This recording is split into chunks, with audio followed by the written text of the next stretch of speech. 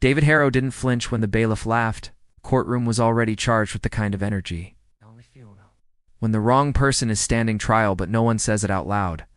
Every eye was on the skinny, soft-spoken teenager sitting alone at the defense table, too young to shave, wearing an oversized suit like he had borrowed it from a forgotten attic.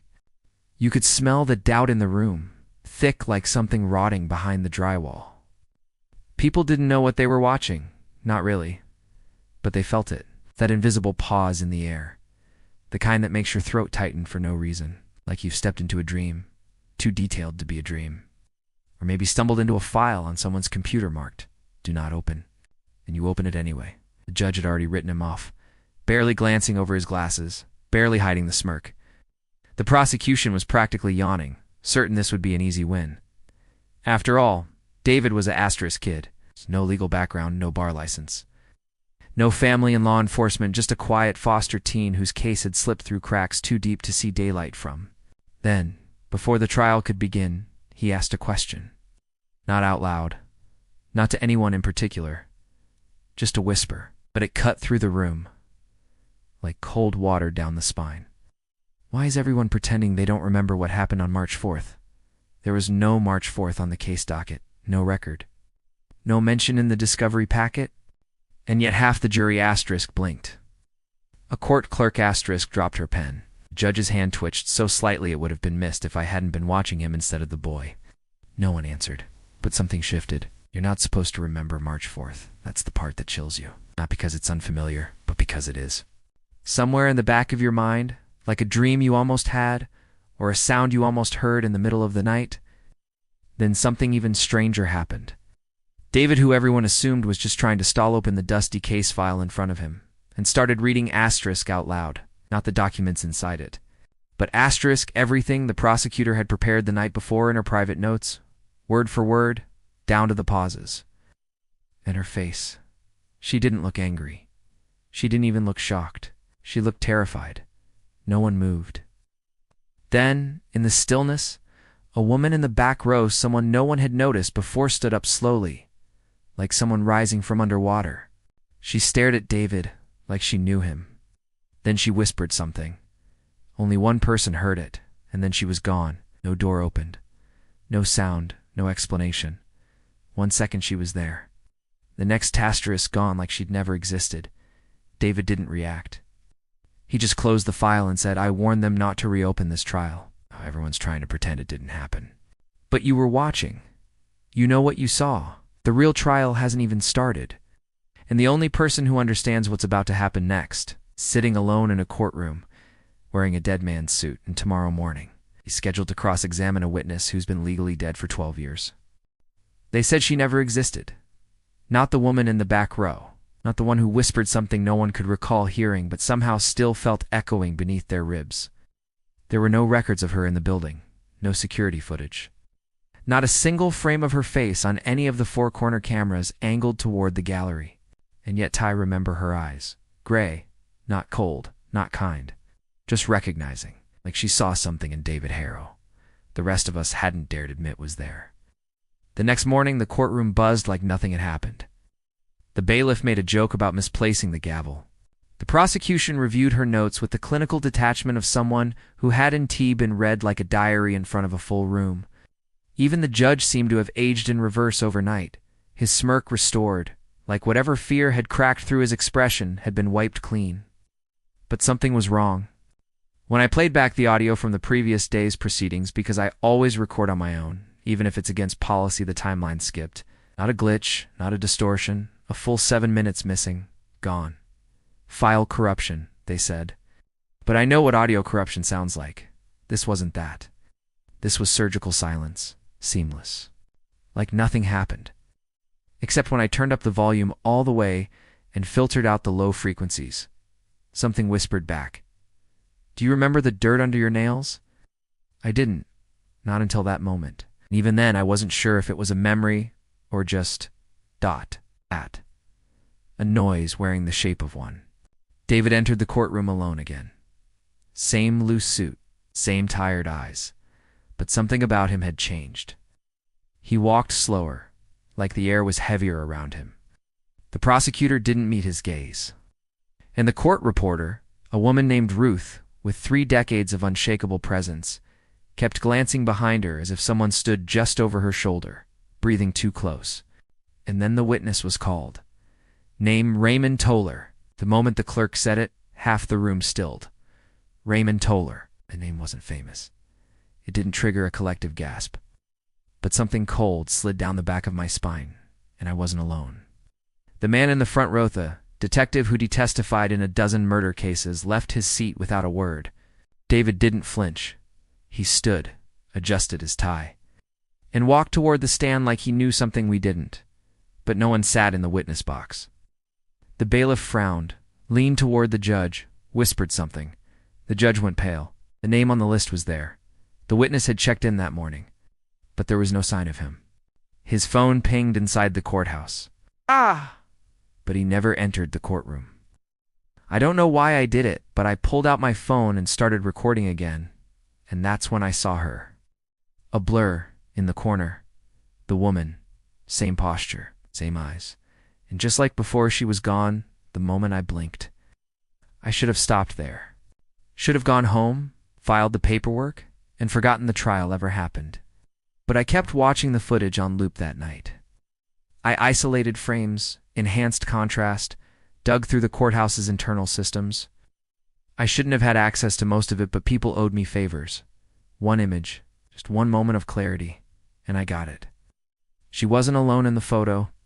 Behind her, faintly visible in the glass reflection, was David. But it wasn't this David. It was an older man, scarred, thinner, with the same suit but darker eyes, holding a briefcase with a single red ribbon tied around the handle, and that ribbon was in the evidence room, on a box labeled David Harrow. Do not review. I filed a request to access it. Got denied within minutes. The clerk who handled it called me privately, whispering, said the file was sealed after an incident in 2017, but he would have been 10 years old in 2017. I said. Silence. Then a soft voice. No, he wasn't. That night I woke up gasping. My hands were covered in something gritty. I turned on the light, dirt, packed beneath my nails. But I hadn't left my apartment all day. That's when I met Aaron. He said he used to know David. Said they were in the same group home for cases too complicated to place. But he didn't remember much.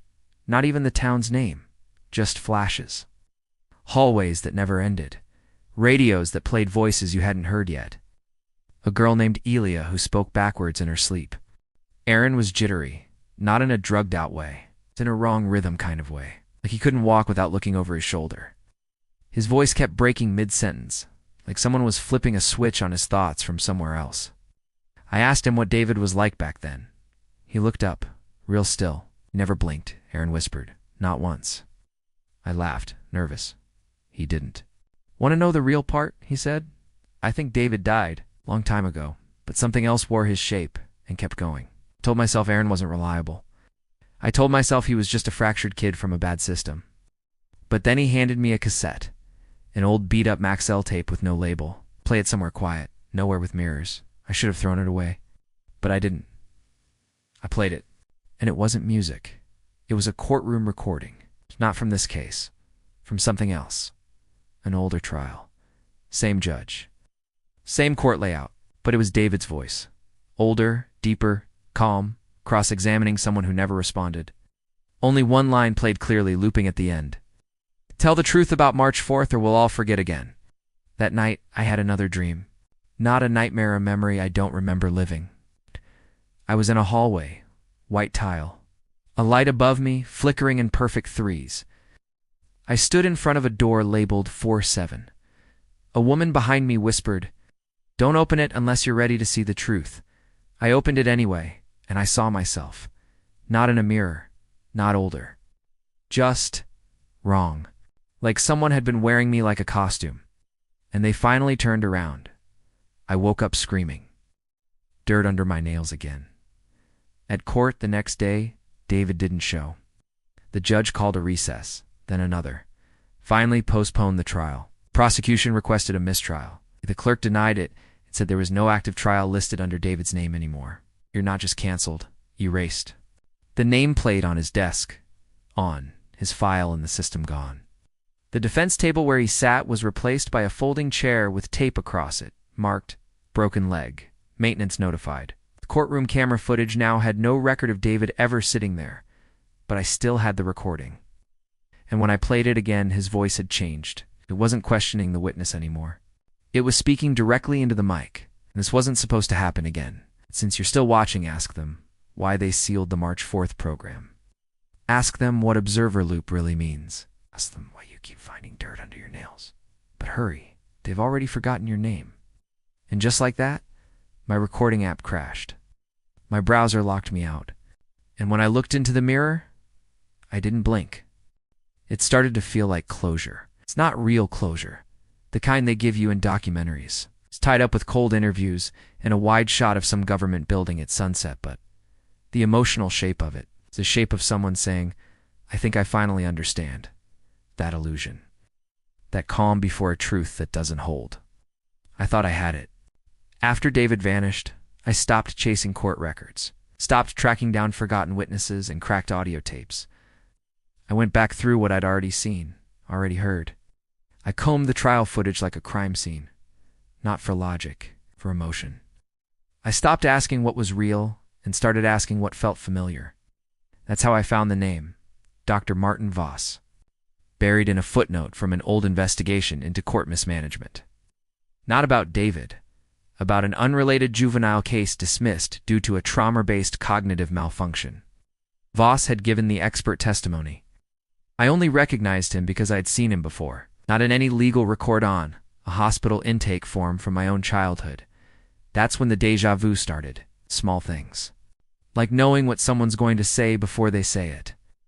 Or dreaming of a hallway I'd never been in, but waking up with the smell of bleach and linoleum so sharp in my nose I gagged. My hands shook for hours. Voss agreed to meet. He worked from a private practice on the edge of town now, in a white office with too many clocks. Just identical wall clocks all ticking the exact same time. It's not one of them wrong.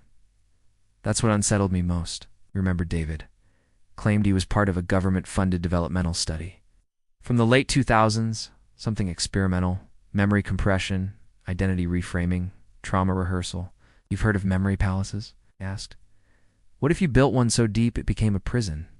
He believed David had been trapped inside his own mind, reenacting trials that never happened, living simulations over and over again until he didn't know what was real. And the courtroom events? The woman vanishing? The whisper about March 4th? According to Voss, it was a side effect of lingering audience contamination. I asked what that meant. He told me flatly.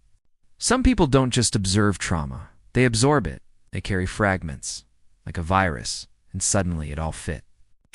David wasn't supernatural. He was broken. Built that way. Engineered to host stories that weren't his.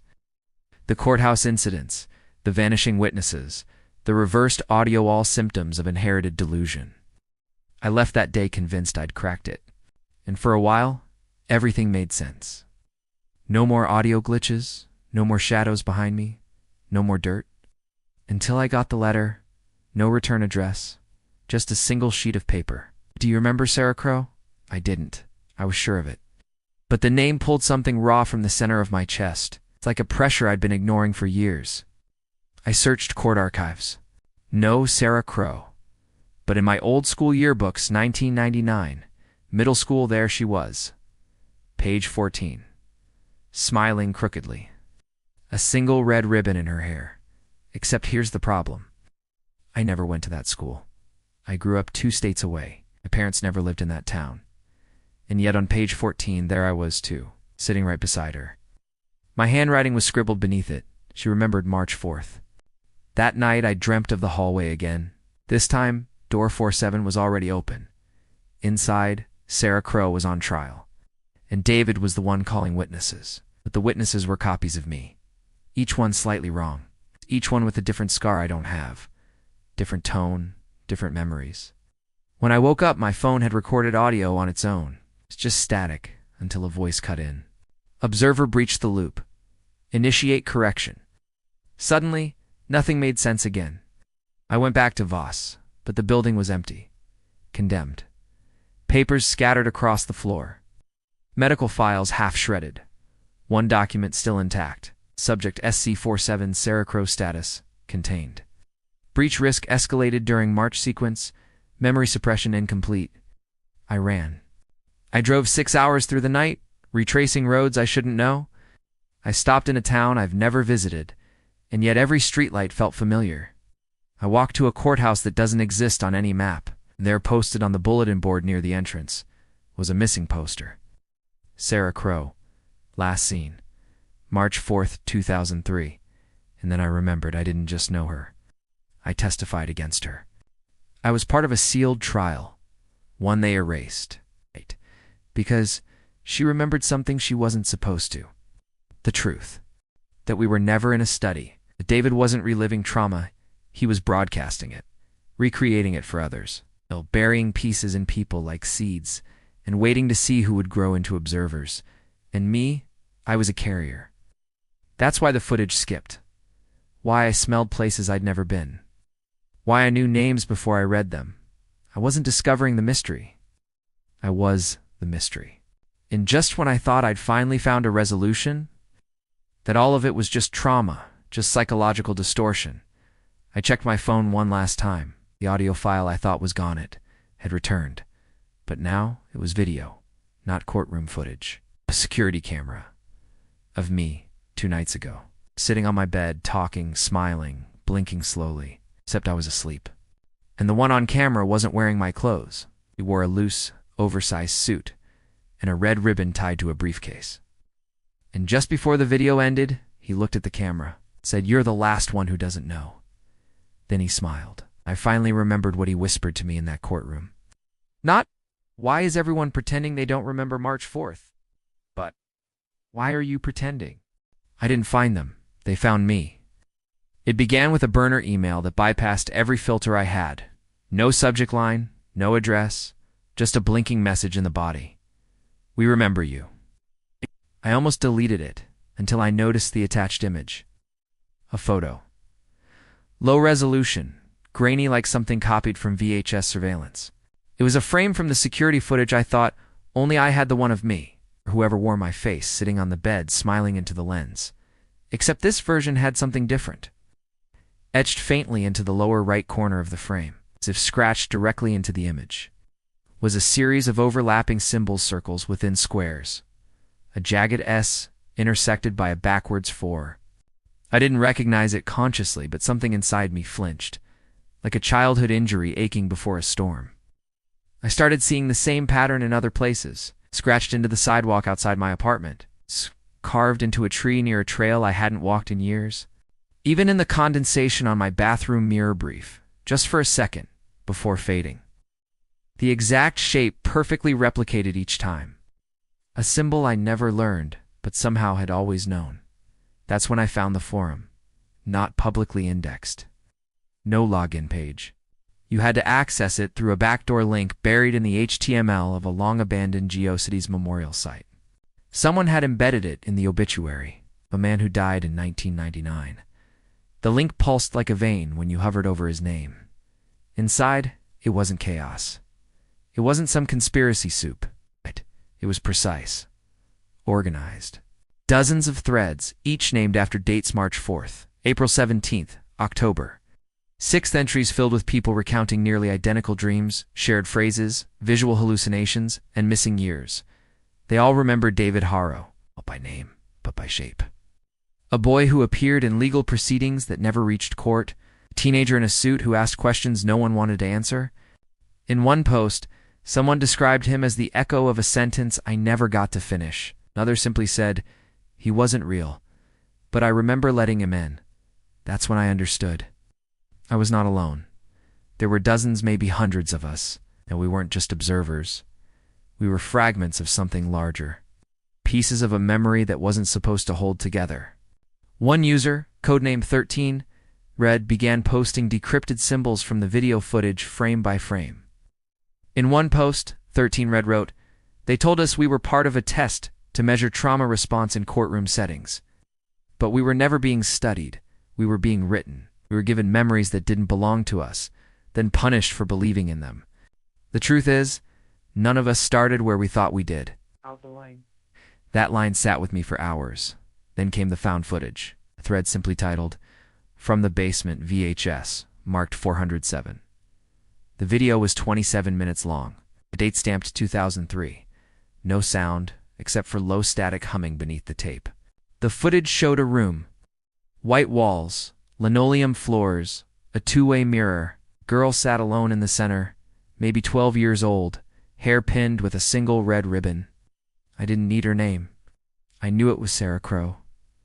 In the final minute of the tape, the mirror flickered, not the lights, the mirror, as if the reflection stuttered, misaligned. And in the briefest flicker, her reflection wasn't her. It was David, smiling. Then the screen cut to black. Then came the whisper. Clear, loud, and surgically placed. The ones who remember are waking up. I slammed my laptop shut. My ears rang, not from volume, but from recognition, like I'd heard that voice before under layers of silence. The next day, someone knocked at my door. Not a stranger, older, eyes sunken, wrists bruised like from restraints. Same face, same gait, wearing that goddamn suit. He didn't speak, just slipped a folded note into my hand, then walked away. The note simply said, "This isn't your first loop. This is the first time you're fighting back." And at the bottom, one word, observer_3. I went back to the forum. The threads were gone. Entire site redirected to a blank page that read, "This archive has been cleared by the Continuity Commission, loop maintained." But I kept the video, the photo, the note. I played the tape again, paused at the flicker. This time I noticed something I'd missed before.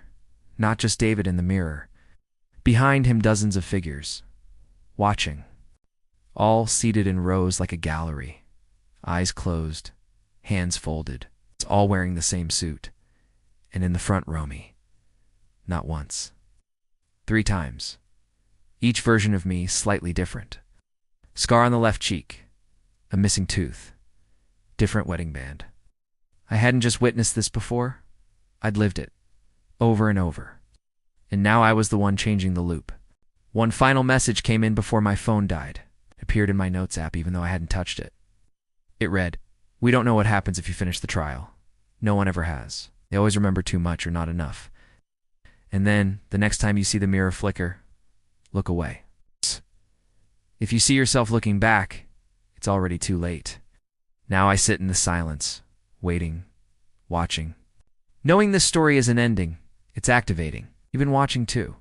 You've heard the static, seen the symbols, felt the pressure in your chest when someone says March 4th. You're not crazy. They lied to you. This isn't fiction. It's the echo of a truth they buried. A truth living in the wrong people, showing up in the wrong dreams, and surfacing in the footage they never meant for us to find. You were right all along. They erased everything except you. Now it's your turn. When the courtroom reappears, don't sit in the gallery. Sit at the table. And when David asks his question again, don't look at him. Look behind the mirror, because that's where they're sitting, watching, writing, waiting to see if this time you'll break the loop. Ask ChatGPT,